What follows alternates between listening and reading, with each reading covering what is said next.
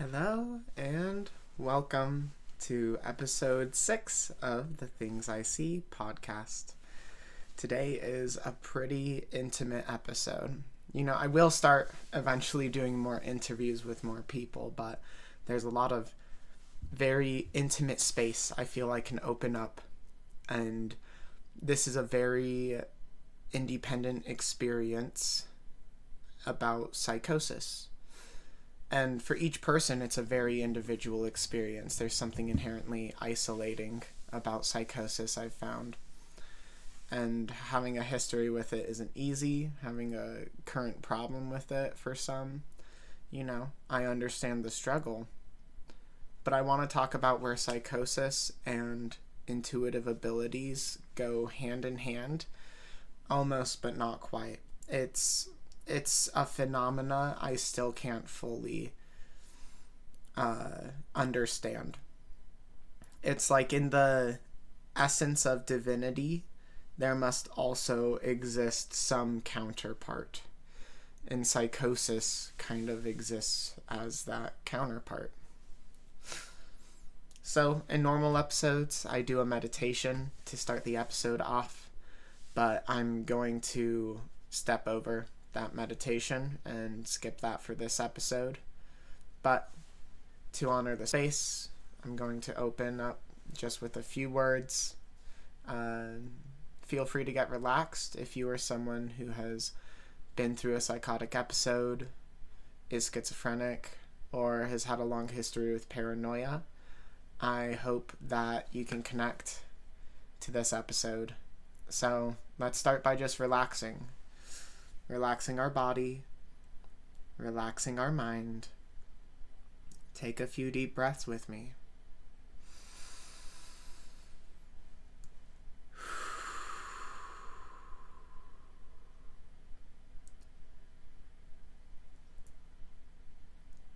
Many say that a psychotic episode is a sign for many of intuitive power.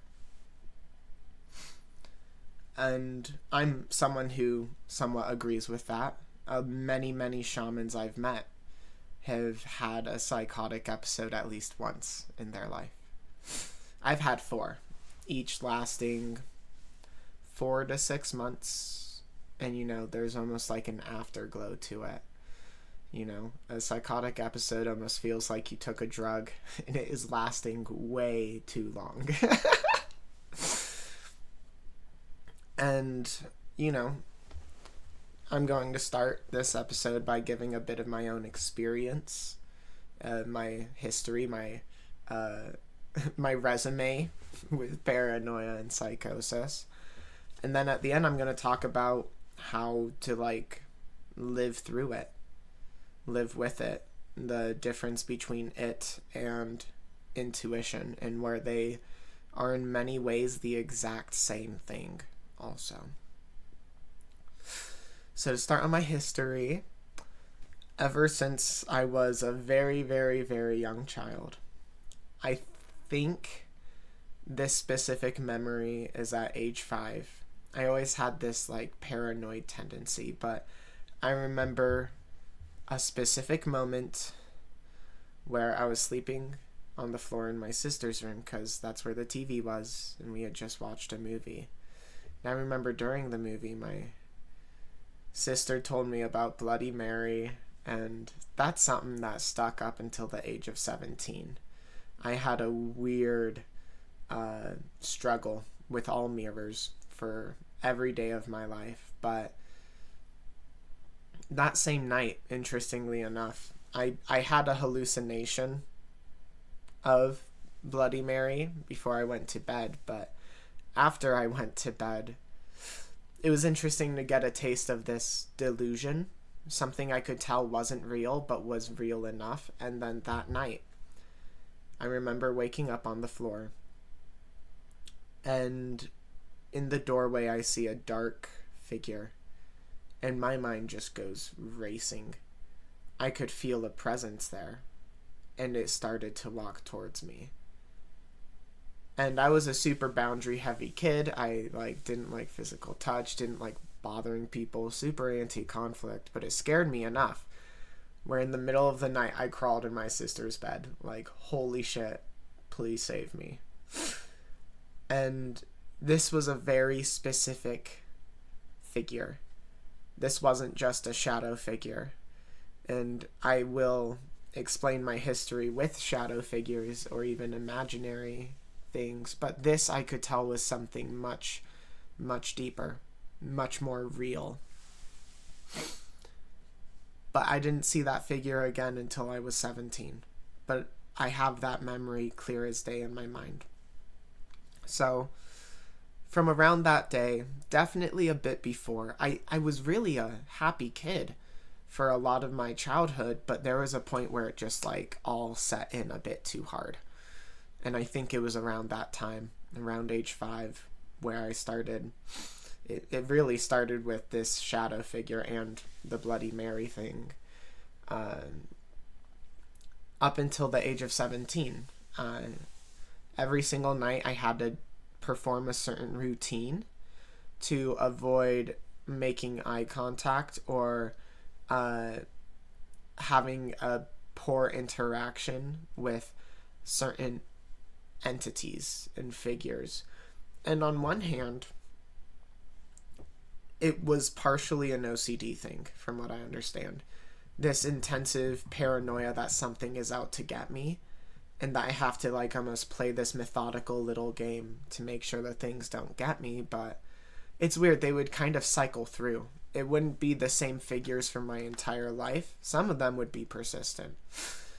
But, like, just to list a few, there was this dragon made of light that would enter my room, and I had to be under my blanket in a certain way just 'cause. I didn't think that one was gonna harm me, but it was like there was still a reason to, like, hide. There was this one really weird one. It's interesting because I look back and it feels like a full hallucination. I would see almost like a tiny UFO above me. And in my mind, I would basically build this cage, almost like the walls of a crib, outside of my bed. And I would imagine a grid above me from the gates on the side of my bed. And it was almost like a weird thing. I had to constantly focus on it or they would get me. And it was just this constant fear every single night of my life. I had to jump on my bed. I did that for well over a decade. I couldn't walk up to my bed, then go on it because of something under it. I was called it the mama spider. Big ol' spider. And while I'm in my bed, I had to be perfectly center on the bed in case her legs would try to reach and grab me from the sides of the bed. That's not how spiders work. Like, she would have to be upside down. Like, all of these were really weird and clearly not real, but so consuming. When going up the stairs, I couldn't look behind me, or I would see it, and it could have been a gazillion different things, but I knew it was there. Every hallway, every corner, and in my house before going to bed, I'd have to turn the lights off in a very specific pattern. And I'd have to turn them on in a specific pattern. Like, if it was late at night, I couldn't just go into the dark. There was something about me that wasn't just afraid of the dark, but I could just see it all in the dark. My brain would go rampant in the dark. And this was every day of my life. And it's weird because it hasn't been that way since I was 17. And I'll talk about why in a short second. But living every single day with that level of paranoia and kind of psychotic tendency, I was definitely looking out the windows a lot, would constantly think someone's looking through my window. Like, as a young kid, I'd have, like, hidden weapons around my bed at all times just in case I'd have to defend myself. And I still don't have quite a specific understanding of why or when that built into me. But I do know that for a lot of my life, it was one of the only things I could focus on, staying alive through what I thought was real. And no one knew this either. This was something everyone probably just summed up to me being like a little OCD about things. But my entire life was lived through the lens of anxiety and paranoia, not getting caught or not being in the way in case something happens. And it's crazy to be born into a life like that, because at some point you do adjust. At some point it's not as big of a deal. You get used to the routine, and it kind of prepared me for certain intuitive events like talking to spirits and entities. Learning to tell the delusions to fuck off. And hear me out, telling them to fuck off is so effective. It's so effective for delusions, but also for actual spirits and entities. Being stern and just not dealing with it, they'll go. You just have to be willing to stand that ground of fuck off. And it works. And it started working when I was 17. And bit by bit, they never left right away, but I would work on it. And, it's all about us starting to work on it to where we can become strong and eventually forget it was even a thing almost. Forget that it was a part of our story. So at age 17, I was with a therapist. And it's kind of funny to look back at the therapy because it was so hard for me to explain my issues. I could explain the symptoms, but I had dissociated so much. I couldn't really explain how or why those issues existed. So my therapist worked primarily with my issues, with anxiety and a few other things, since I wasn't super aware of the trauma in my life. But I told him about me seeing things my whole life and how much it had controlled my life. And this was my first taste of hypnosis. And at this point, I'd probably been in a hypnotic state for much of my life, just with dissociation. But this was the first time someone used hypnosis on me. And it felt like something I was already doing. My brain was always so visually intense that it felt like something was always going on. But this was very guided. This therapist guided me to the hypnotic state. Didn't really have to guide me. I was just kind of there. They just went into the imagery. They had me imagine around my pineal gland area. This is before I knew what a pineal gland was, I'm sure. I just could tell. That's where it was.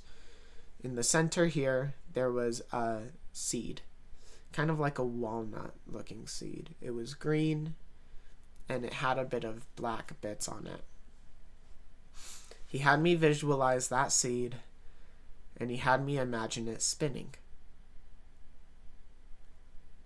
And after I got it to spin, he guided me through the process of him reaching in and taking out that seed. And this was not super rigorous hypnosis where I was counted out, I was put under and inducted properly. But I was already so in hypnosis and so visually able that it just flowed perfectly. Everything went as it needed to. I was already kind of in the comfort of this therapist space. So he pulls it out and it all just stops. 100% of it just stops. It all just went away. Every entity just stopped. They weren't there anymore. And don't get me wrong, for a few years after this, I would still jump onto my bed. There was still a habit of, I should probably turn the lights off in this way.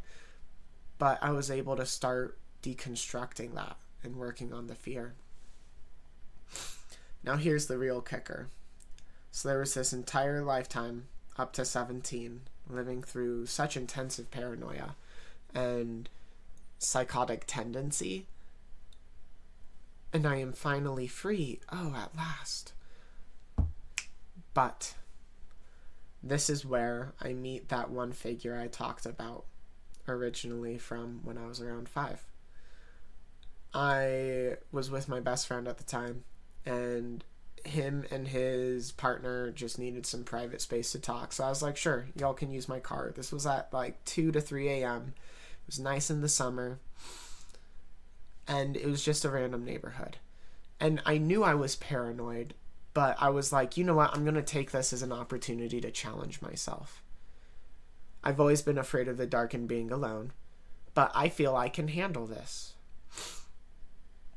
So I start walking away from my car so they can use it to have their talk they need. And I am just walking, and I'm focusing on my breath. I'm maintaining that breath. I'm just focusing on just not getting paranoid, because I knew at this age very well, the more paranoid you get, the worse it gets. So I was so focused, like, okay, just breathe. I'm not paranoid. Those things I hear aren't real. But I heard footsteps behind me, and I would keep checking behind me. And I was I would just keep reminding myself, like, they aren't real. These footsteps aren't real. This isn't happening. It's okay. Just keep focusing on your breath. Keep walking. And, I even, made sure I wouldn't run. Because when I run, then it makes it scarier. It increases the heart rate. So just trying to keep my pace. And as I'm walking, I see in the distance a figure behind the bushes of a newly constructed house, so no one really lived there.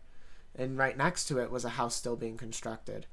And in this house, I remember seeing something at the window, and it had multiple eyes, and it was looking at me, but it was just watching. But behind this bush, I saw the same figure I saw from when I was 5. And I could tell it was the exact same essence, the entity, the presence of it. I could tell it was that, and I could tell it was wanting to walk towards me. And at this point, my paranoia has built up. I'm like, okay, I'm walking back to the car.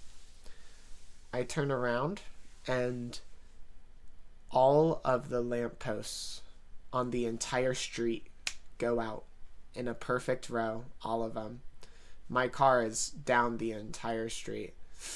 So I'm walking down this street with all the lights out. Just that whole line, that whole block, just exactly there. And this is when I pick up my pace. This is when I start okay, I'm getting the fuck to my car. And the whole time I'm hearing this entity behind me. But it's okay, it's fine, it's fine. And I had this feeling of this entity following me, which freaked me out. It put me in a very strong panic. So me and my best friend at the time, we went back to my place. His partner at the time went home, and we had a sleepover. And I remember I could barely sleep that night. I was breathing heavy. I felt a sense of panic. I didn't know what to do. So the next day, I go to I'm not even sure if I actually had school that day. I wouldn't have remembered. But I remember at my internship, it was in downtown. And outside of the office, through the windows, there's a parking garage. And on one of the levels, the entire time I'm working, I see this figure looking at me from that level. And I keep checking to make sure he doesn't leave that spot because I'm so freaked out. And that was a terrible day of work, just having to sit with that presence there. And then I drive home from work, and it felt like this entity was in the backseat of my car constantly. And it was freaking me out. And as I'm driving, not only do I feel the inherent high of psychosis, like that buzzing feeling, it's like there's a certain frequency that's playing and it just drives you insane. I can see his fingers reaching in front of my face while I'm driving.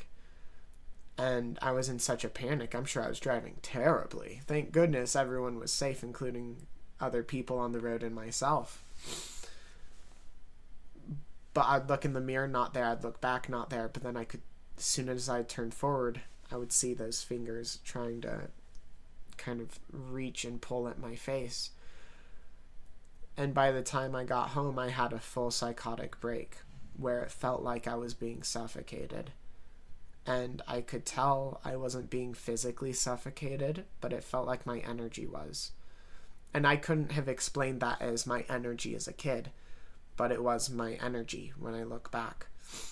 It was just squeezing as much life force out of me as it could.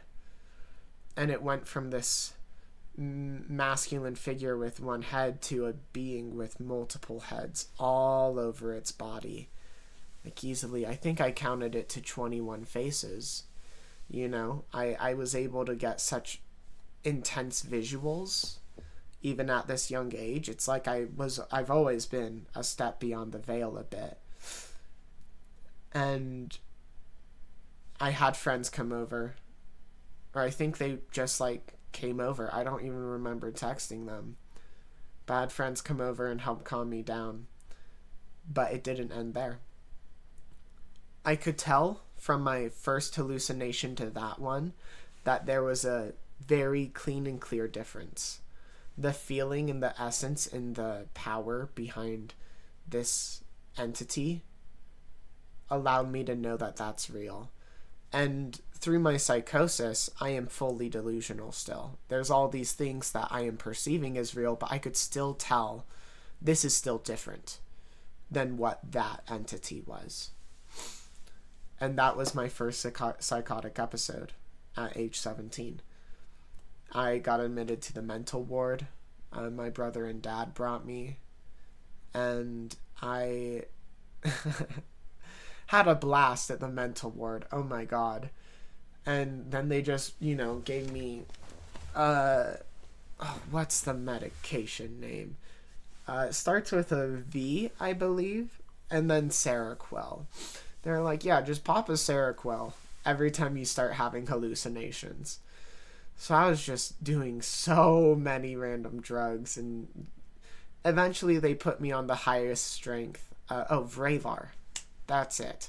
They wound up putting me on the highest strength of Vraylar eventually.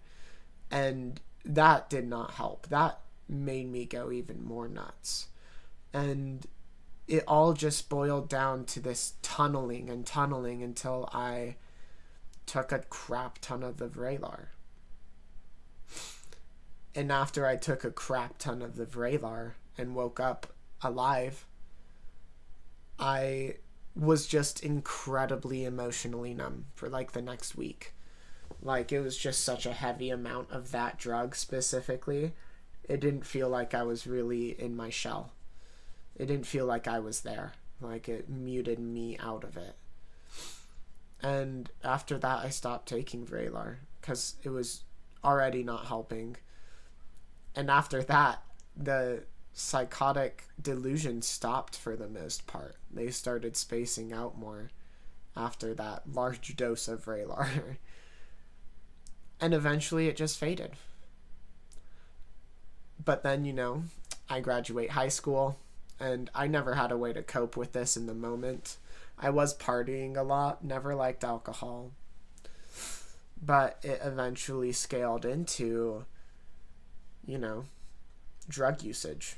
And there's a lot more to the drug usage stuff. But one of the biggest triggers was psychotic episode 1. And since that first one, I have had 3 additional ones. So I have had a total of 4 psychotic episodes, where they last 4 to 6-ish months. Like I said before, there's like a high. So there's almost like an afterglow to psychosis. Like, you're out of it, but you're not really fully out of it. So, I'm not going to talk about those next 3 episodes, but I will say each time it got easier.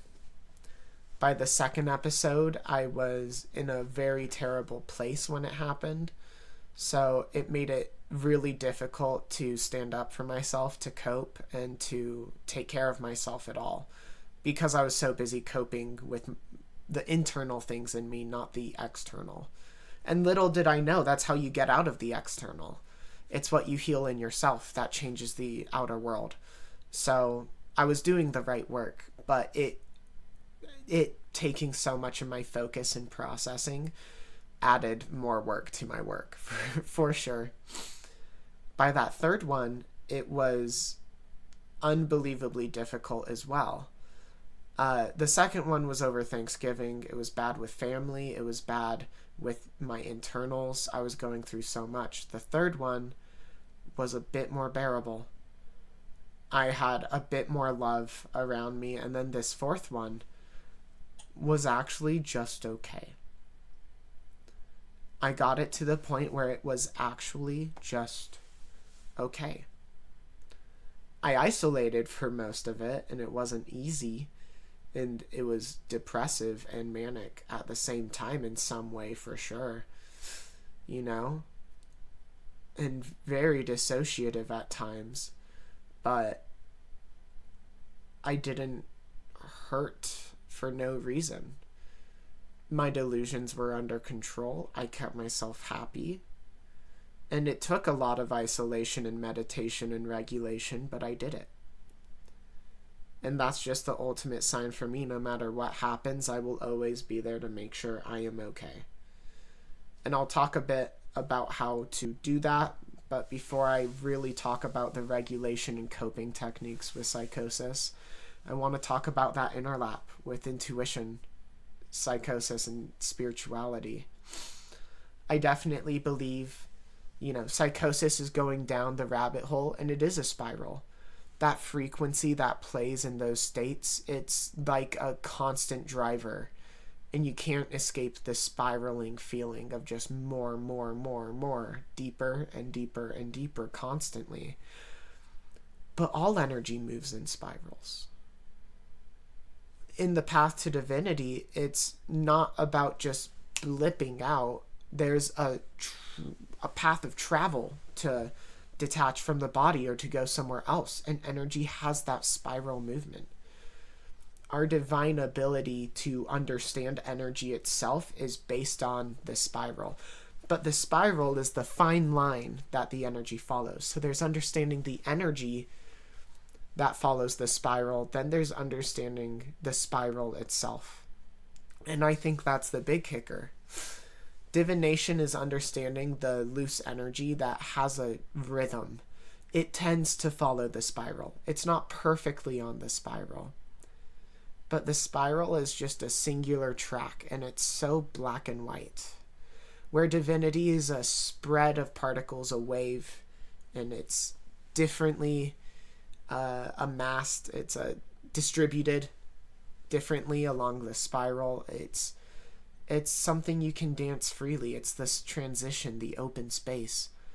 But the spiral itself is a black and white, rigid coldness. It is knowledge without the feeling or the meaning behind it. It is just knowledge and more knowledge. It is to be cryptic with no actual purpose to it, just to be it. While divination is being cryptic to guide, this is being cryptic to lose, to get lost. And it's so essential for me to have been so lost, to have been so found now, to understand such heavy extremes that are actually the same spiral. It doesn't shock me that so many shamans have at least one psychotic episode, because they're the same thing, but one just makes you get lost. I would always use the term lost in the sauce with psychosis. You're just gone. You're not all there. You don't control your thought pattern. The spiral does, and there is no deviation from it. And I always end up learning so much from psychosis, but it's so overwhelming. And every time it's so overwhelming only because the trauma it triggers. And this is where I really want to reel this all back in. The trigger and the triggers in psychosis are all, they're all just, psychosis isn't, I can't say it's bad or good. I can say it brings up the bad in me. And it doesn't really bring up the good like divinity does, but it's only bringing up what's already inside of me. This darkness, this delusion, this intensity of feeling that gets spat out into visual sensory or audible or physical, kinesthetic. It's all for a reason. And it's not an easy reason, and this drives many to the brink. It's driven me almost to the brink, and if it wasn't for my protection, it would have in many cases. But for every time I've made it through it, I have become more connected, more strong, more powerful, and more clarity. The inherentness of going down this spiral for divinity is love. And with psychosis, it's not fear, but it is the absence of love. It's the getting lost from it, and that triggers fear. It triggers the trauma, it triggers the experiences. But is it actually the needed duality? Energy needs some path to follow, and the black and white basebone for it is the coldness of human sensory. This is all just something our body is able to do. And the psychosis within spirit is a very interesting idea. What is psychosis when you remove the paranoia? You know, it might not be loving, but it's not that bad either. It pulls out some stuff from me that I don't want to understand, but I do understand. I think a lot of my personal tendency towards psychotic episodes comes from my past lives too. I've lived 7 past lives that were suicide lives, back to back to back, to back to back to back to back. And that does something to the soul, to the energy that I had in this life. It's why it started at such an early age. But as I have another psychotic episode again and again, and I fill my being with more and more light than I ever thought was possible, I realize more and more and more. Psychosis is just part of the divine plan. It isn't the lowest of frequencies to hurt us. It is because a lot of people disagree with me on this. Even low frequencies are required. It's not about tuning up, it's about tuning in. And to tune in more means to get lost so you can be found. It's that constant imposter syndrome. You can be in the light and say you're always found, but we're always being found. And in time being black and white, linear, we have to be unfound to be found to be unfound. It's an hourglass. And we are prisoners to the hourglass. But isn't that beautiful to know that every time it flips one way, it must go the other way around? It's the same spiral going separate ways, and either way, it gets closer to the center, closer to peace. My goal is to be okay with psychosis in my life. And I'm almost there. I will say it's tough, but through breath, through awareness, through inner mastery, it is just another expression of the divine. The black and white one, the cold one, but that is the human one. And through the compassion of the soul, we can bring compassion to ourselves in these experiences. So, how do we find peace in psychosis? How is that accomplishable? Immense amounts of self-love. And self-love isn't about how you feel about yourself.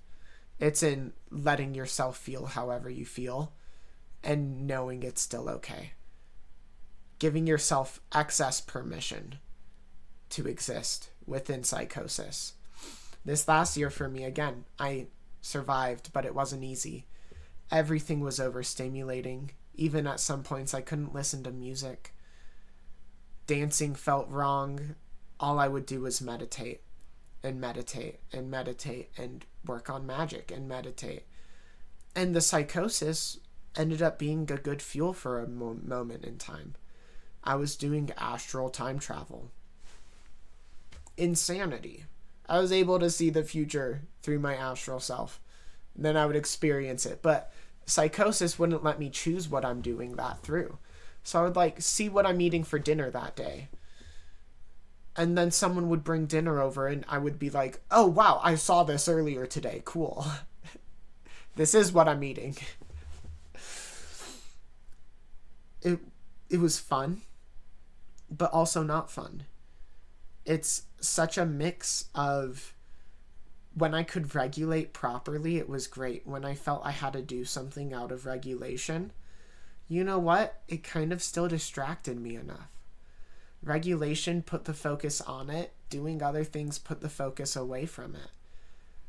The one thing that changed is all of my time was regulating. It was all isolation. But through all of the triggers I experienced and all the fear, as it faded away, I have never been stronger or less afraid. And all of those fears in psychosis didn't consume me that time. They didn't overwhelm me. And it did take spending entire days or weeks meditating, only focusing on breath, maybe forgetting to make food every once in a while, and letting myself, being comfy with that, allowing it. And that's where you can find peace in psychosis. The hallucinations, they exist. They just do. Cool. You gotta let them. But you can't give them the power. You can give them the power of existence. You can't give them the power of power. And there was a certain amount of peace I found where even when I would hear screaming, it wasn't my screaming to stop. And through self-love, I sat through with myself every day. You know, it feels wrong to sit with yourself every day when you're pushing yourself to do more. But when you accept and find love in yourself, it's quite fucking beautiful to experience psychosis and make it through and be like, oh, that wasn't as bad as the first 3 times. I took care of myself. I led with compassion. If I opened up to people, they would hear me out. I had the support I needed to live to now. And by living to now, I have been found. And you know what? I'm going to get lost again. I'm going to go down the spiral again. And it's going to glue itself to my mind. And it's going to drag it through the mud. And I'm just going to let it. Because fighting it is like fighting pain. Pain's just showing us what's up. Fighting the hallucinations will only make them fight you back. Accepting them, it's weird. Through self-love and acceptance of what I see and who I am, they stopped being aggressive. They stopped hunting me down. They would just simply be there with me as I chose to simply be. Just as divinity is a reflection of us, so is psychosis. The reflection of our light and of our shadow. They are the same thing. They are the same spiral.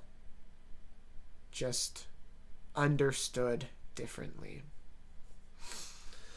If you've experienced psychosis, my hat's off to you, friend. Figure it out, though. Don't be the victim of it. Don't be the person who's like, oh, I'm crazy. We're all crazy. You just happen to see more. Your craziness just happens to look different. And it doesn't have to be crazy, just like no one else has to be in the way they see their insanity. There is always a way, and there is always a way to understand and process and know. And it doesn't come right away.